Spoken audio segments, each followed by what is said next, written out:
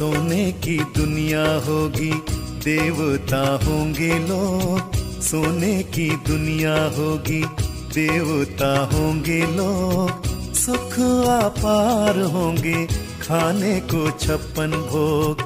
सुख अपार होंगे, खाने को 56 भोग। सोने की दुनिया होगी।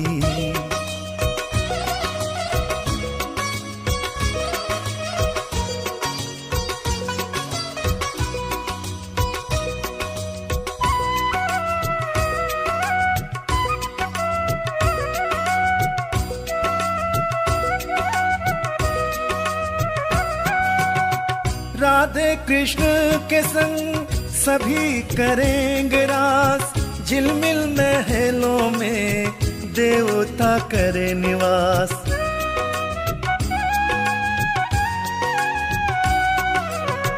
राधे कृष्ण के संग सभी करेंगे रास। झिलमिल महलों में देवता करे निवास। देवता करे निवास। आठों प्रहर उत्सव ऐसा बनेगा योग। सुख अपार होंगे, खाने को 56 भोग। सोने की दुनिया होगी।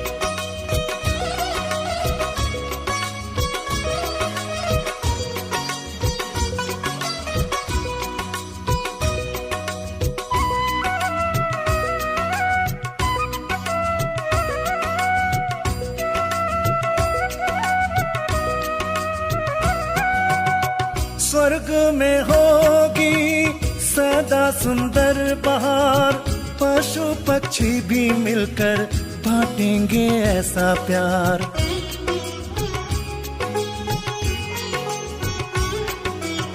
स्वर्ग में होगी सदा सुंदर बहार। पशु पक्षी भी मिलकर बांटेंगे ऐसा प्यार। बांटेंगे ऐसा प्यार। लंबी आयु जीने को प्रकृति करे सहयोग। सुख अपार होंगे, खाने को 56 भोग। सोने की दुनिया होगी, देवता होंगे लोग। सोने की दुनिया होगी, देवता होंगे लोग। सुख अपार होंगे, खाने को 56 भोग। सुख अपार होंगे, खाने को 56 भोग। सोने की दुनिया होगी, देवता होंगे लोग। सोने की दुनिया होगी, देवता होंगे लोग। सोने की दुनिया होगी, देवता होंगे लोग। सोने की दुनिया होगी। ओम शांति।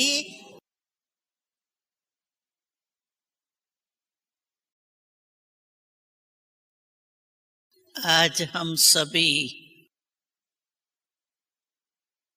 जो हमारा भविष्य है,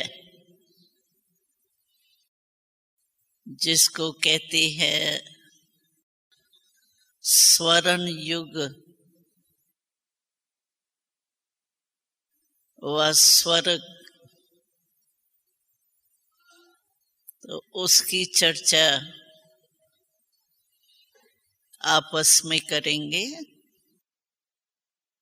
वैसे तो आप सभी कितने बार स्वर्ग में राज करके आए हो, आपको याद है? कितने बार किया है राज? है याद? अनेक बार किया है ना? क्योंकि हर कल्प में हम बाप दादा द्वारा स्वर्ग के राज भाग्य के वर्ष के अधिकारी बने हैं और आगे भी हमें ही बनना है। ये नशा तो हम सबको है ही। तो हमको कहा आप सुनाओ। मैंने कहा ये तो हर एक ब्राह्मण आत्मा के अंदर स्वर्ग के सिस्टम कहो, राज कहो, उसके संस्कार भरे हुए हैं, रिकॉर्ड भरा हुआ है। सिर्फ उसको आजकल का टेप रिकॉर्ड जो होता है ना, उसमें भी बीच में जो रिकॉर्ड चाहिए वो आगे पीछे करके चला लेते। तो आप भी आपके आत्मा में जो ये स्वर्ग के संस्कार भरे हुए हैं ना, उस टेप को इमर्ज करो, वहां लगाओ, तो आपके अंदर वो सारा रिकॉर्ड जो है वो स्पष्ट हो जाएगा। स्वर्ग या स्वर्ण युग का नाम लेते ही खुशी होती है। क्यों? कि हमारे बाप दादा ने ये स्वर्ग का वर्षा दिया है, वह स्वर्ग की स्थापना की है। और कोई मनुष्य स्वर्ण युग की स्थापना नहीं कर सका, चाहे धर्मात्मा आए, चाहे धर्म नेताएं आए हैं, कोई भी आए, लेकिन स्वर्ण युग की स्थापना स्वयं हमारे बाबा के और कोई न कर सका है, न करेगा। इसीलिए हमें नशा है, खुशी है कि हम ही हर कल्प में स्वर्ग के अधिकारी बने हैं और बनते रहेंगे। कि आप भी अपने बुद्धि बल द्वारा जान सकते हैं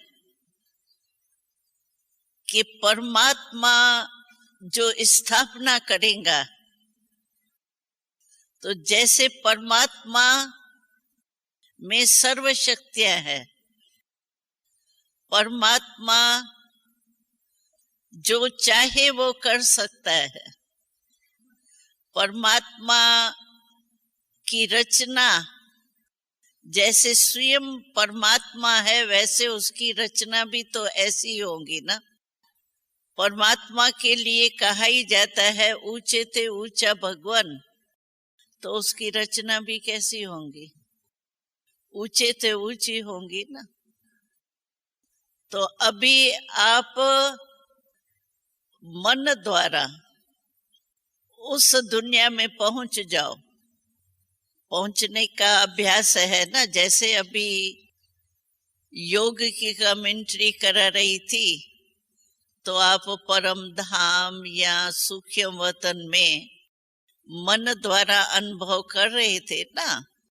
ऐसे अभी फिर आप अपने स्वर्ग की दुनिया, सतयुग कहो, स्वर्ग कहो, स्वर्ण देश कहो, वैकुंठ कहो, कई नाम है, वहां पहुंच जाओ मन द्वारा। मन के मालिक हो ना, तो जहां मन को चाहो वहां आप ले जा सकते। बाबा ने कहा ना, जब मेरा मन कहते हो तो मेरे के ऊपर तो मैं मालिक होता है ना। मन मेरा है और मेरा ही मन मेरे को धोखा देवे, ये तो ठीक नहीं लगता है ना। तो मेरा मन है, जब मेरा मन कहते हैं तो मैं मालिक हूं। जहां चाहूं वहां और जितना समय चाहूं उतना समय उसको ऑर्डर में चला सकती। इसीलिए हमारी मूल जो धारणा है वो है ही मन द्वारा। आप देखो योग भी क्या है, मन मना भव है ना। और फिर सेवा भी जो अति सूक्ष्म और श्रेष्ठ सेवा है वो मनसा सेवा है। वाणी द्वारा हम सेवा करते हैं, लेकिन फिर भी मनसा सेवा पावरफुल है। तो इसीलिए अभी हम सब चलते हैं कहाँ? अपने राज में। हाँ? ये राज तो अपना नहीं है ना, लेकिन अपना राज था सतयुग में, वैकुंठ में। तो सतयुग में आप ये सोचो कि मनुष्य आत्मा को जीवन में विशेष चाहता क्या है? हर एक के जीवन का लक्ष्य क्या रहता है? ऊंचे से ऊंचा क्या रहता है? तो हमने देखा है कि हर एक मनुष्य को जीवन में श्रेष्ठ जीवन व्यतीत करने के लिए, सुखमय जीवन व्यतीत करने के लिए 4 चीजें चाहिए जो हमको बाबा दे रहा है। एक है सुख, शांति, लेकिन इसका फाउंडेशन है पवित्रता। बाबा ने कई बार सुनाया हमको, तो पवित्रता ही सुख शांति की जननी है। अगर जननी नहीं है किसके पास, तो सुख शांति के बच्चे पैदा हो ही नहीं सकते। तो पवित्रता, सुख, शांति, प्रेम, संबंध में भी प्रेम, अपने दिल में भी प्रेम, ये सब विशेष चीजें चाहिए मनुष्य को जीवन में। तो हम जब स्वर्ग शब्द कहते हैं ना, तो उसमें ये सब चीजें होंगी।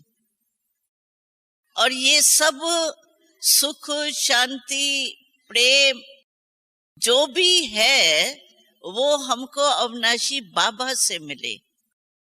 बाबा अविनाशी है, तो वो जो प्राप्ति करेंगे वो क्या होंगी? अविनाशी होंगी ना। तो हमको स्वर्ग में जो चाहिए जीवन में वो सब प्राप्त होगा। दुख का बाबा कहते हैं नाम निशान नहीं होगा।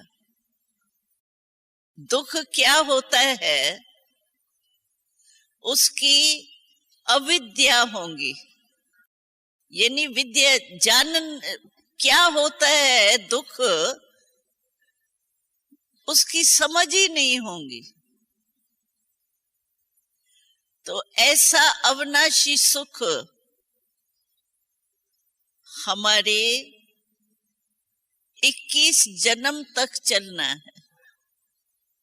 नशा चढ़ता है, एक जन्म का हमारा पुरुषार्थ है और 21 जन्म की प्राप्ति है।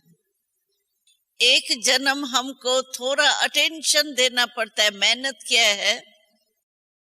बाबा कहते हैं जहां मोहब्बत होती है वहां मेहनत नहीं होती। तो हम प्रभु प्यार में रहते हैं, मोहब्बत में रहते हैं, इसलिए हमें मेहनत नहीं लगते है। लेकिन फिर भी संगम युग सब युगों से छोटा सा युग है, और छोटे से युग में थोड़े से समय के पुरुषार्थ में या अटेंशन देने से 21 जन्म हमको कोई मेहनत नहीं करनी पड़ेगी। ऐसी प्राप्ति की गारंटी शिव बाबा हमको दे रहा है और हम अनुभव भी कर रहे। तो देखो कितनी प्राप्ति है। थोड़े से समय की प्राप्ति इतनी प्रालब्ध के रूप में मिलेंगी। तो ये सोचो, प्रकृति दुख देने वाली चीजें इस समय संगम के समय कौन सी है? दुख देने वाली एक तो है हम ब्राह्मण आत्माओं की चैलेंज है माया जीत बनने के लिए, इसलिए माया विघ्न डालती है, यानी दुख का कारण बनती है। प्रकृति भी आजकल दुख का कारण है, और संबंध संबंध में आत्माएं भी एक दो को कभी कर्म बंधन का हिसाब किताब होता है, वो दुख प्राप्त कराती है। हम ब्राह्मणों को नहीं, लेकिन आजकल के दुनिया वालों को। तो वो सब वहां हमारे सतोगुणी स्टेज के प्रभाव से वहां प्रकृति भी सतो प्रधान होंगी। जो आज प्रकृति दुख का कारण बनती है, वो सुख का कारण होगा। आज देखो, सर्दी की सीजन शुरू हुई तो हमको गर्म कपड़ा पहनना पड़ता है, गर्मी होगी तो पंखा चलाना पड़ता है।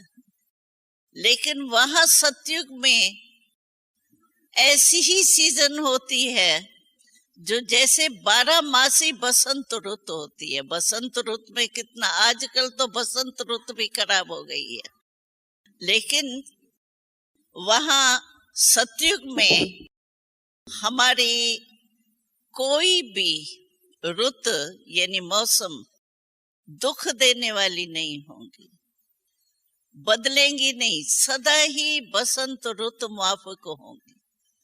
और दूसरी बात है कि प्रकृति के जो भी साधन है वो हमको सुख तो देते हैं, लेकिन आजकल जो है वो सुख के साथ दुख भी देते हैं। जैसे मानो प्रकृति, साइंस ने प्रकृति के साधन बनाए हैं, बहुत अच्छे बनाए हैं। पहले मनुष्य गर्मी में कोई साधन नहीं होता था, पंखे का उसका कोई साधन नहीं था। लेकिन आज साइंस द्वारा जो साधन बने हैं वो बहुत अच्छे बने हैं, सुख देते हैं। लेकिन है उनका आधार, साइंस के साधनों का मूल आधार जो है ना, वो है लाइट के ऊपर। अगर लाइट चली जग गई तो साधन खत्म। तो जितना ही कोई पंखे के नीचे या एयर कंडीशन की आदत पड़ी हुई होती है, अगर बिजली गई तो दुख भी इतना ही उसको महसूस होता है जिसने सुख भी प्राप्त किया। आप देखेंगे गांव वाले वृक्ष के नीचे आराम से बैठे रहते हैं। उन्हों को बिजली जाए या नहीं जाए, उन्हों के लिए एक ही बात है।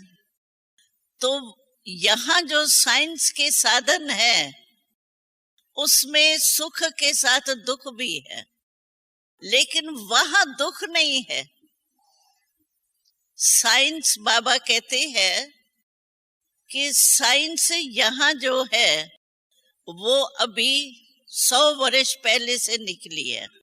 वो भी किस लिए बाबा कहते निकली है? बाबा कहते 100 वर्ष पहले जो ये साइंस निकली वो आप बच्चों के लिए निकली। अभी देखो, अगर साइंस नहीं होती तो आप माइक में सुन सकते थे? दूर से नहीं सुन सकते थे। तो साइंस अभी हमारे साधन निकले हैं हमारे लिए जो हमको मदद दे रहे हैं। तो सतयुग में साइंस रिफाइन होंगी, अभी इतनी रिफाइन नहीं है, इसलिए कहाँ दुख देती है कहाँ सुख देती है। लेकिन सतयुग में साइंस है, लेकिन रिफाइन साइंस है। और यहाँ जैसे साइंस के आधार पर ही जीवन हो गई है, वहां ऐसी बात नहीं है। वहां साइंस हमारे ही कंट्रोल में होंगी। यहाँ हम मनुष्य आत्माएं जो है वो साइंस के साधनों के कंट्रोल में, इसीलिए वहां दुख का नाम निशान नहीं। प्रकृति भी हमारे वाइब्रेशन से सतो प्रधान बन जाएंगी। कुछ समय पहले प्रकृति इतना दुख नहीं देती थी। अभी देखो, मौसम भी आप देखते होंगे कि मौसम कितनी बदलती है। पहले इतना दुख नहीं देती थी मौसम जितना दिन प्रतिदिन अभी हो रही है। जब बारिश नहीं चाहिए तब बारिश पड़ रही है, और जब बारिश चाहिए उस समय नहीं पड़ रही है।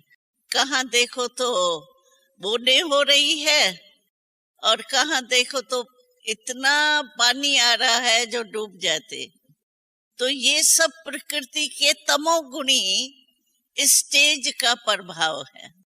और वहां प्रकृति जो है वो सतो प्रधान होने के कारण वहां प्रकृति भी सुखदायी होती। और दूसरी बात है कि आत्मा की स्मृति वहां भी रहती है। परमात्मा से योग लगाना है, ये करना है, वो इमर्ज नहीं होंगी नॉलेज, लेकिन मैं आत्मा हूं, जो मुरली में भी बाबा ने अभी कुछ समय पहले कहा था। तो ये ज्ञान वहां रहता है कि मैं आत्मा हूं, और मुझ आत्मा की अभी इस शरीर द्वारा आयु पूरी हुई है, तो मुझ आत्मा को ये शरीर छोड़ के दूसरा शरीर अभी लेना है। ये स्मृति आत्म ज्ञान की वहां भी रहती है। लेकिन परमात्मा के परिचय इमर्ज नहीं होता है परमात्मा की प्राप्ति की प्रारब्ध है वहां, लेकिन इमर्ज रूप में परमात्मा का ज्ञान नहीं रहता, मर्ज रहता है। और आत्मा का ज्ञान जो है वो वहां इमर्ज रहता है। तो सतयुग में दूसरी बात है कि संबंध द्वारा भी कितना दुख होता है, और वहां संबंध में इतना प्यार होता है, चाहे प्रजा हो, चाहे दास दासी हो, चाहे राजा हो। लेकिन आज जो है वो प्रजा और राजा में, राजा तो आजकल है ही नहीं, नेता ही है, ताज तो है ही नहीं ना, टोपियां ही हो गई है ना। तो वहां चाहे कोई राजा भी है, लेकिन राजा प्रजा को भी अपना परिवार समझते हैं। आजकल प्रजा अलग है, राजा अलग है, यानी नेता, लेकिन वहां सबको अपना परिवार समझते। क्योंकि संगम युग में जो हम अभ्यास करते हैं ना, यहाँ हम लोग क्या कहते हैं, सब एक पिता के बच्चे, सारे विश्व के कितने भी धर्म वाले हैं, लेकिन हम सब एक पिता के बच्चे, आपस में एक ही परिवार है। तो वहां ये इस ज्ञान की स्मृति से नहीं, लेकिन टोटल हमारी जो संबंध की लाइफ होगी मनुष्य आत्माओं की, उसमें प्रजा हो या दास दासी, लेकिन वो ऐसे ही नजर से रहते हैं, ऐसे ही वृत्ति से आपस में रहते हैं जैसे एक परिवार के साथ। यहाँ देखो मधुबन में अभी प्रैक्टिस है ना हमारी, वहां कोई भी यहाँ आते हैं मधुबन में तो यही क्वेश्चन करते हैं, यहाँ इतना काम भी हो रहा है, इतने लोग आते हैं, इतने रहते हैं, इतना सब कुछ हो रहा है, लेकिन पता ही नहीं पड़ता कौन किसको डायरेक्शन देता है, ऑटोमेटिक जैसे चल रहे हैं। क्यों? क्योंकि यहाँ जो है ये भावना है कि हमारा परिवार है, हमारा घर है। तो अपना घर समझने के कारण क्या है, हमारी कारोबार जो है वो कितनी सुख शांति से चल रही है, इतनों का खाना बनता है, लेकिन पता पड़ता है कितना सहज हो रहा है ना। परिवार समझना और एक ड्यूटी समझना, उसमें फर्क होता है। पहले हमको याद है ये महामंडलेश्वर यहाँ आए थे, उन्होंने यही बात नोट की, दादी को कहा हम तो यहाँ आकर के ये देख करके वायुमंडल बड़े आश्चर्य में पड़ गए हैं कि ये कैसे चल रहा है, कौन चला रहा है, और यहाँ सभी काम इतने बड़े बड़े अज्ञान काल में डिग्री लेने वाले, गोल्ड मेडल लेने वाले भी भंडारे का काम कर रहे हैं, लेकिन बड़े प्यार से कर रहे हैं। तो दादी को कहा हमारे यहाँ और आपके यहाँ ये फर्क है, जो आप घर समझ करके करते हैं और हमारे यहाँ तनख्वाह वाले होते हैं। तो तनख्वाह वाले होने के कारण हमारी कारोबार में नीचे ऊपर होता है। तो दादी को कहा हमारे को एक बात आप करो, सहयोग दो, तो आप कोई ब्रह्मा कुमारी या ब्रह्मा कुमार जो अच्छे हो न चलाने वाले, वो हमारे एक एक आश्रम में दो। तो वो चल करके हमारी कारोबार चला। तो यहाँ कारोबार इसीलिए ठीक चलती है क्योंकि हम समझते हैं जो भी आते हैं, अभी आप देखो नए नए भी आए हैं यहाँ, लेकिन क्या है, परिवार समझ करके, अपना घर समझ करके आते हैं, तो फीलिंग आती है ना वो प्यार की। ये थोड़ी समझते हैं नहीं हम पता नहीं कोई धर्मशाला में गए हैं या फलाने फलाने स्थान में गए, अपने घर में आए हैं, बाबा के घर में आए, अपने घर में आए हैं, तो अपनापन लगता है ना आपको। तो जहां अपनापन होता है ना, वहां जो भी काम होता है अपना समझ करके करते। तो वहां भी सतयुग में यही संस्कार जो अब भी हमारे है ना, बढ़ते हैं ना, एक ही परिवार है, तो वहां चाहे पद में फर्क होता है, क्योंकि यहाँ पुरुषार्थ में फर्क होता है ना। यहाँ पुरुषार्थ में देखो, कोई कहता है हमारा 50% प्रैक्टिकल लाइफ है, कोई कहता है नहीं हमारा 75% तो है, बाकी 25% कम है प्रैक्टिकल लाइफ में। तो उस अनुसार वहां पद तो होंगे भिन्न भिन्न। समझो राजा होगा, रॉयल फैमिली होंगी, रॉयल प्रजा भी होंगी और साधारण प्रजा भी होंगी, सब राज चलेगा। लेकिन राज भी ऐसे चलता है, वहां राज दरबार चलती है, ऐसे नहीं है राज दरबार नहीं होंगी, राज दरबार भी होती है। आपने चित्र भी देखा होगा ना हमारे राज दरबार का, कैसे बैठते हैं, क्या होता है। वहां ऊपर माउंट आबू में हाल में लगा हुआ है। तो राज दरबार होती है, लेकिन राज दरबार यहाँ तो देखो, ये सभाएं जो लगती है, असेंबली लगती है, पार्लियामेंट लगती है, तो कुर्सियां से लड़ते भी है यहाँ तो। और वहां ऐसी खिटखिट नहीं होती है। वहां जो होता है ना, जैसे आपस में एक स्नेह मिलन होता है, आपस में कारोबार राजधानी की चलाएंगे, लेकिन कोई भी कमी नहीं है ना वहां। कमी होने के कारण ये खिटखिट होती है। पद, मेरे को मर्तबा मिला, मेरे को कम है, ये बड़ा है, ये क्यों इसको पूछा गया, इसको नहीं पूछा गया। अप्राप्ति के कारण यहाँ सारी खिटखिट है, और वहां अप्राप्ति है ही नहीं। गरीब नामी नहीं है वहां, सबके पास इतनी संपत्ति भी होंगी, साधन भी होंगे, जो आपको जितने चाहिए उससे अधिक ही होंगे। अप्राप्ति का नाम निशान नहीं है, इसीलिए दुख का नाम निशान नहीं है। राज दरबार होती है, राज में जैसे यहाँ सिस्टम है, भाई किसी देश में कोई चीज ज्यादा होती है, किसी देश में कोई चीज ज्यादा होती है, तो आपस में लेन देन देशों की होती है। जहां जो चीज ज्यादा होती है वो एक दो के देश में बांटते हैं, और प्यार से जितना चाहिए उतना आप ले सकते हो। एक दो के देश में जो चीज है वो आपको जितनी चाहिए उतनी ले सकते हो। ऐसे नहीं है हमको चाहिए 80 चीजें और मिलेंगी हमको 50, तो अप्राप्ति हो गई ना। तो वहां सब संपत्ति होने के कारण, अप्राप्ति नहीं होने के कारण, वहां दुख का नाम निशान नहीं है।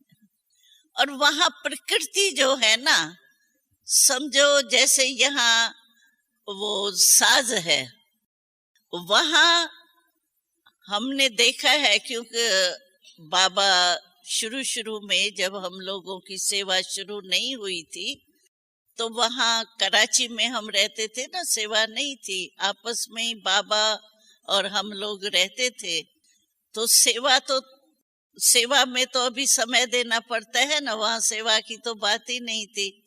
तो शिव बाबा ने साक्षात्कार बहुतों को कराया, तो हमको भी याद है, तो हम भी साक्षात्कार में जाती रही है। वैसे तो 8 वर्ष के आयु से हमने 8 वर्ष के आयु में पहला साक्षात्कार किया स्वर्ग का।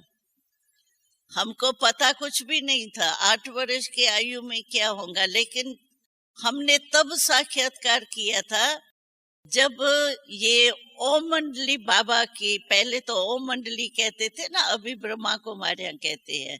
ओम मंडली क्यों कहते थे? क्योंकि ओम की धुनी बाबा बहुत अच्छी कराते थे, और जिस समय ओम की धुनी बाबा करते थे, मम्मा भी करती थी, बहनें भी कराती थी, तो जिस समय ओम अर्थ से कहते थे, ऐसे नहीं है एक बस कन्नरस के रीति से नहीं, मुख के एक गीत के रीति से नहीं, लेकिन जिस समय ओम की धुनी लगती थी, कई साक्षात्कार में चले जाते थे, क्योंकि उस स्थिति में स्थित हो कि मैं आत्मा हूं।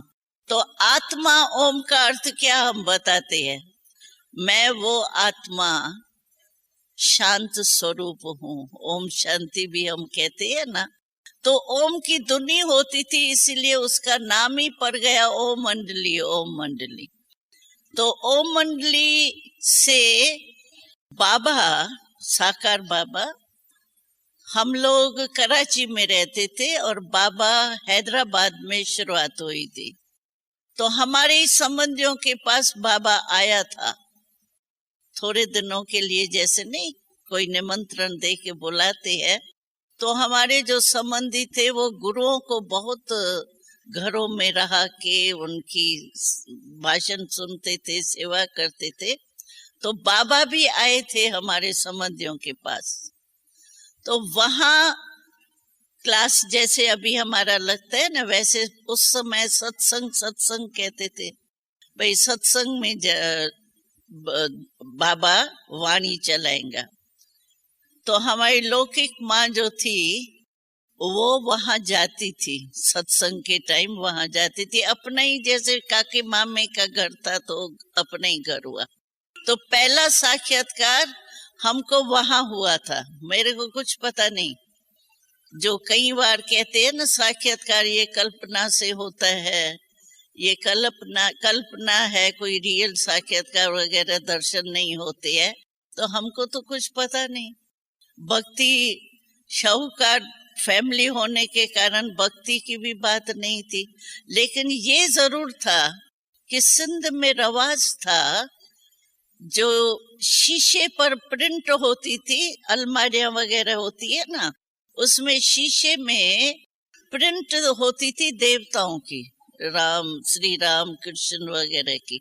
लेकिन हम छोटे बच्चे थे ना, हमको ये भी पता नहीं भाई एक अच्छी श्री कृष्ण की मूर्ति है, अच्छी मूर्ति है, श्री कृष्ण है या श्री राम है, उनकी क्या कथा है, क्या बात है, वो उसमें अटेंशन ही नहीं जाता था। लेकिन होते जरूर थे घरों में। तो वहां पहला साक्षात्कार हमको हुआ, और फिर वो तो लंबी है हिस्ट्री। लेकिन उसके बाद फिर हम आश्रम बाबा के बोर्डिंग में आई। उसके कुछ साल के बाद हमको फिर साक्षात्कार का पाठ शुरू हुआ। तो हमें याद है कि उन दिनों में हम 10-10, 12-12 दिन स्वर्ग के शहजादी रूप में रहते थे। हम लोगों को वो 10-12 दिन जो है ना, वो अपनी मैं गुलजार हूँ ये स्मृति नहीं रहती थी। स्वर्ग में ही बस खा रहे हैं, सो रहे हैं, पी रहे हैं, जो भी लाइफ थी वो स्वर्ग की थी। तो हमको अनुभव है, सारी लाइफ हो गई ना अनुभव में। तो ये हमको अनुभव होता था कि वहां वृक्ष जो है ना, वृक्ष के पत्ते ऐसे चलते थे सवेरे सवेरे, अमृत वेला जैसे होता है सवेरा, योग वहां नहीं लगाना पड़ता है जैसे यहाँ 3:30-4 बजे अमृत वेले में योग करते हैं ना, वो योग नहीं करते हैं। लेकिन देरी से भी नहीं उठने का होता है, जैसे सूर्य उदय होता है उसके पहले उठ करके तैयार हो जाते हैं। तो हमको याद है कि वहां वृक्ष के पत्ते जो है ना, वो पत्ते ऐसे आपस में लहराते हैं ना पत्ते, तो वो ऐसे लहराते हैं जैसे साज बज रहे। आपको ऐसे ही आवाज आएगा जैसे यहाँ आर्टिफिशियल बैठ के ये साजों के आधार पर आवाज आता है ना, कितना मीठा लगता है। ऐसे वहां वृक्ष नेचुरल वो हिलते हैं जैसे साज बजता है। तो प्रकृति वहां हमारी दासी हो जाती है, प्रकृति हमको सब भासना देती है। और बसंत की रुत तो होती है वहां, तो इसीलिए वहां की प्रकृति सुखदाई, आत्मा सुख स्वरूप होती है। और संबंध में भी कोई दुख की बात ही नहीं है, क्योंकि अप्राप्ति के कारण संबंध में झगड़ा होता है, लड़ाई होती है। वहां अप्राप्ति है ही नहीं, जितना चाहिए उससे 10 गुना ज्यादा है। तो राज भी चलता है। और वहां पंछी जो होते हैं ना, वो पंछी भी ऐसे इस जैसे यहाँ हम ये देखा होगा ना आपने, ये सर्कस वगैरह होती है, उसमें पंछियों को सिखाते हैं। शेर जो है वो आग से जाता है, डांस करता है, ये करता है, जो भी सिखाते हैं, कुत्ते को उन्हों को सिखाते हैं ना। वहां जानवर जो है वो इतना खेल करते हैं, नेचुरल खेल। समझो पंछी है, हंस है, तो हंस ऐसे आपस में बैठेंगे, डांस करेंगे। हमने प्रैक्टिकल में देखा है पंछों की डांस, जैसे हम लोग यहाँ करते हैं ना डांस, तो वो चक्कर लगा करके इतना अच्छा डांस करते हैं जो आपको जैसे सारा टाइम कुछ ना कुछ मनोरंजन जैसे नजर आएगा आपको। ऐसी वहां की खुशी की लाइफ है। तो खुशी तो चाहिए ना, और चाहिए क्या आपको। और सिस्टम जो है खाने पीने की, वो सोलर सिस्टम ज्यादा है वहां। तो खाना पीना जो बनता है वो यहाँ देखो, अभी मधुबन से संस्कार पड़ रहा है ना हमको, तो यहाँ जो आप सभी का खाना बनता है वो देखा है आपने, सोलर सिस्टम से बनता है। तो वहां भी सतयुग में जो है वो सोलर सिस्टम का ज्यादा है। और प्लेन होते हैं ज्यादा, प्लेन भी ऐसे प्लेन नहीं जो ये ऐसे 2 पंखों होते हैं। और ये वहां डिजाइन, विमानों की भी डिजाइन ऐसी होती है जैसे सिंहासन की नहीं डिजाइन होती है। किसमें ये समझो कोई पंछी आगे है, कहाँ पहाड़ की डिजाइन, कहाँ सिंहासन की डिजाइन। विमान जो होते हैं ना वो भिन्न भिन्न डिजाइन वाले होते हैं। वहां पहाड़ियां है, लेकिन पहाड़ियां सूखी नहीं। जैसे कोई कोई पहाड़ी यहाँ आप देखेंगे, कोई कोई है ऐसी, जैसे डिजाइन ऐसे लगती है जैसे पंछी बैठा है। यहाँ नहीं, हम आते हैं ना यहाँ रास्ते में, जब नीचे आबू रोड में ऊपर से आते हैं तो आपने देखी होंगे एक पहाड़ी ऐसे है जैसे ऊंट बैठा है। देखा है ना आपने, ध्यान से नहीं भी देखा हो, लेकिन ऐसे वहां नेचुरल ब्यूटी है। पहाड़ भी होंगे लेकिन पहाड़ की डिजाइन्स भिन्न भिन्न ऐसे है जैसे आप नेचुरल मनोरंजन कर रहे। तो इसीलिए वहां अप्राप्ति नहीं है। जो व्यापार होता है वो हर एक के पास जो भी चीज होंगी वो लेन देन होंगी, वो एक चीज देगा और दूसरी लेगा। वो खिटखिट नहीं है। पैसा दिया, उधार दिया, फिर उधार नहीं मिला तो झगड़ा हुआ, ऐसी कोई बात नहीं। जैसे एक फैमिली सिस्टम में चलते हैं, तो ऐसे हमारे सतयुग में 5 तत्व ही सतो प्रधान।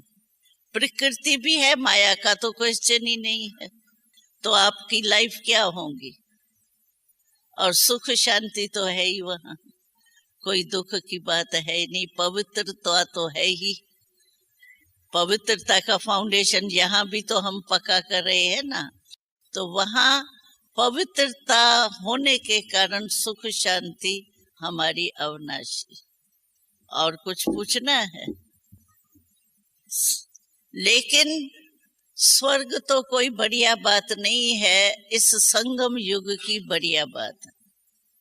इस संगम पर हम परमात्मा पिता को जान करके मिलन मनाते हैं। वहां परमात्मा का पाठ नहीं होगा।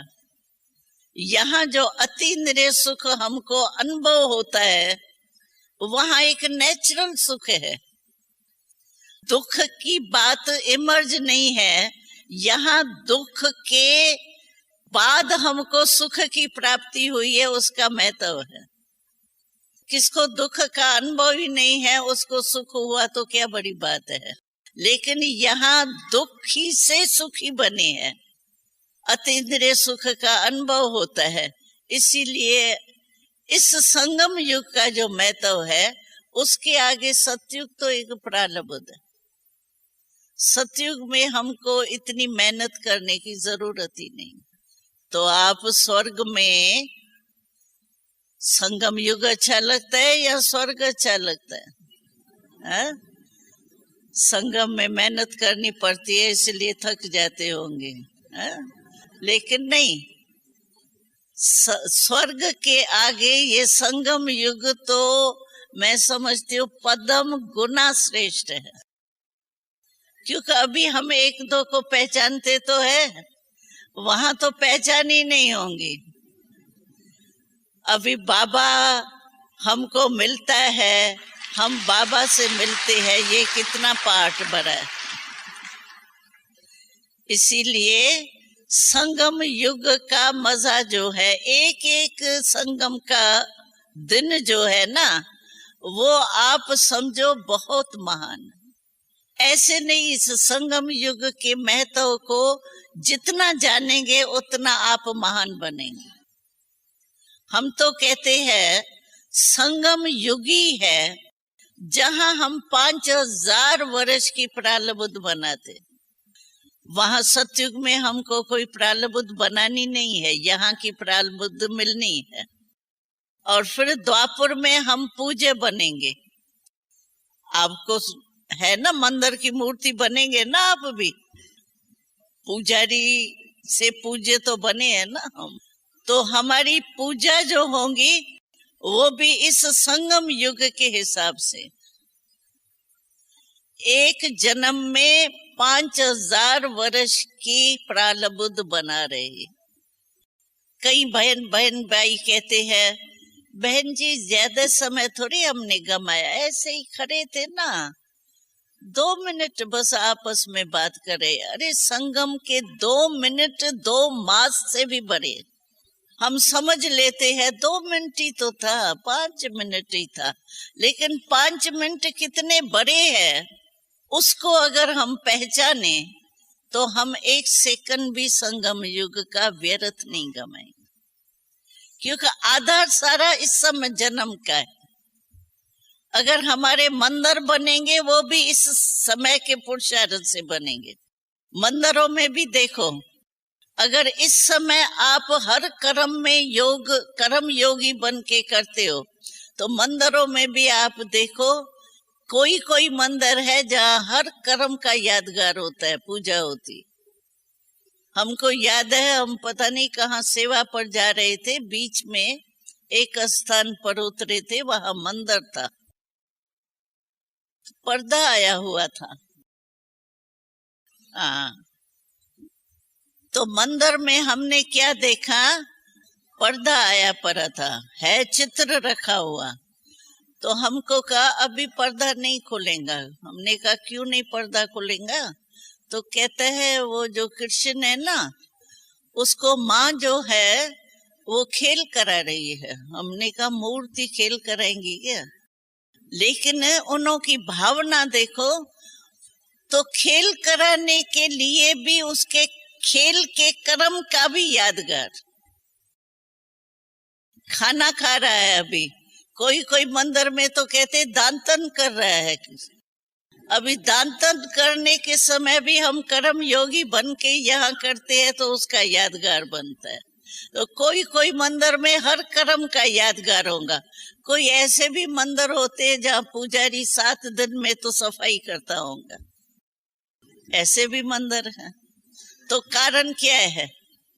यहाँ संगम युग के कमाई का प्रारब्ध होता है। जिसका हर कर्म याद में रहा है, उसका पूजा में भी हर कर्म की पूजा होती है। और जिसका कभी किया कभी नहीं किया, ऐसे अलबेले चलते हैं, तो उसकी पूजा भी अलबेले माफी की होती है, क्योंकि उसका जो पुजारी होता है वो अलबेला होता है। तो इसीलिए संगम युग की जो है वो बहुत जरूरी पुरुषार्थ करना है। स्वर्ग तो उसके आगे कोई बड़ी बात नहीं। कोई ने क्वेश्चन पूछा है स्वर्ग में स्कूल होगा? स्कूल तो होगा ना, नहीं तो सारा दिन क्या करेंगे? स्कूल होता है, लेकिन वहां डर की बात नहीं है। यहाँ तो डर रहता है ना, पता नहीं फेल हो जाए पास हो जाए। वहां फेल की तो बात ही नहीं है। वहां अपने मनोरंजन के रीति से सब काम होता है। ऐसा नहीं है स्कूल में टीचर जो है वो डांटेगा या लकड़ी लगा करके मारेगा, ऐसा नहीं है। वहां एकदम ऐसे पढ़ाई होती है। आर्ट ज्यादा है वहां। पढ़ाई में आर्ट का काम जो होता है ना, वो वहां आर्ट की नॉलेज जो है, पढ़ाई वो ज्यादा है। और वैसे अपनी भाषा की लिखत वगैरह सब होती है। और हिस्ट्री ज्योग्राफी जो है, हिस्ट्री ज्योग्राफी में क्या होता है, कहाँ कहाँ देश कहाँ है, कौन सा देश है, उसमें हर एक देश की विशेषता पैदाइश क्या है, वो सारी हिस्ट्री ज्योग्राफी थोड़ी है। वो इतनी लंबी लंबी चौड़ी चौड़ी जो किताब होती है वो नहीं है। लेकिन पढ़ाई होती है वहाँ, टीचर होता है, पढ़ाई भी होती है। श्री कृष्ण भी पढ़ाई पढ़ेगा, ऐसे ही थोड़ी करेंगे।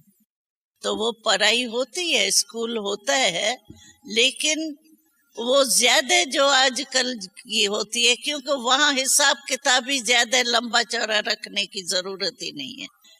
हिसाब किताब तो ये होता है कोई नुकसान नहीं हो जावे, कोई खा नहीं जावे, कोई धोखा नहीं देवे। वहां धोखे की तो बात ही नहीं। तो स्कूल में भी जाएंगे, लेकिन मनोरंजन की रीति से। वो हमने सुनाया आपको, तो उन दिनों में सेवा नहीं थी, तो हम लोगों को बाबा साक्षात्कार बहुत कराते थे। तो हमने अनुभव किया है, विमान वहाँ बहुत सहज है। जैसे यहाँ हमने प्लेन देखा है ना, तो कितने देख करके ही डर लगता है, तारे और स्विच कितने हैं। वहाँ बहुत थोड़े स्विच है। 8 वर्ष की हमारी आयु थी जब मैं साक्षात्कार में गई थी, तो हम 8 वर्ष की थी। लेकिन 8 वर्ष के आयु में भी मैंने विमान चलाया।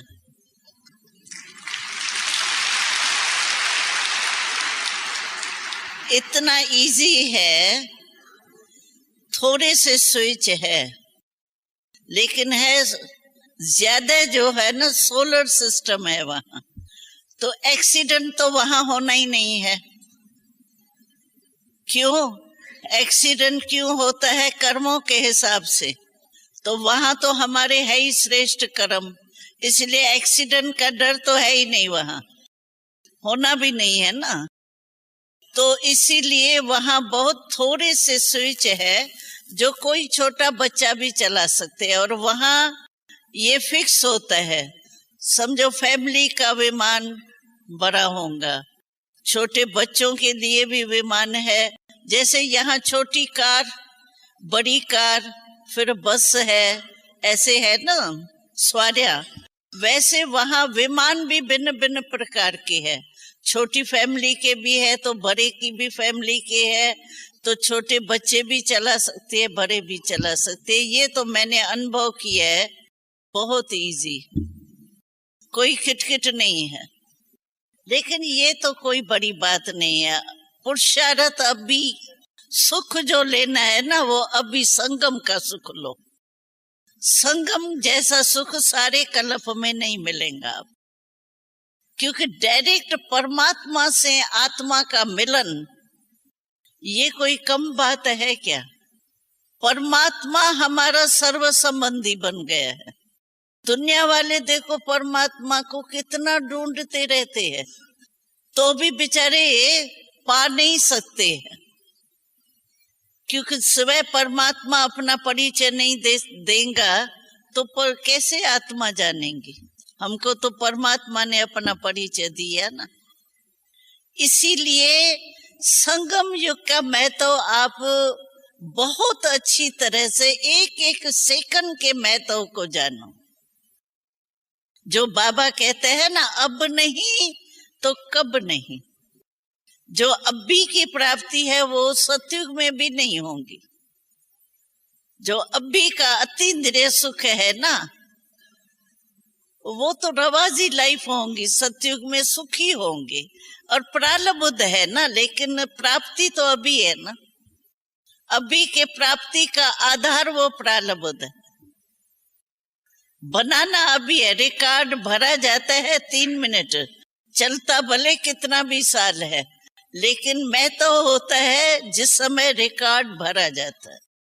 तो इस समय हम 5000 वर्ष की प्रारब्ध प्राप्त कर रहे, इसीलिए पुरुषार्थ अभी करो। योगी अभी बनना है और कर्म योगी बनना है। और योग कोई बड़ी बात नहीं है। क्यों? योग माना बाबा की याद। क्या कहते? महल कैसे होंगे? क्यों आपको महल ही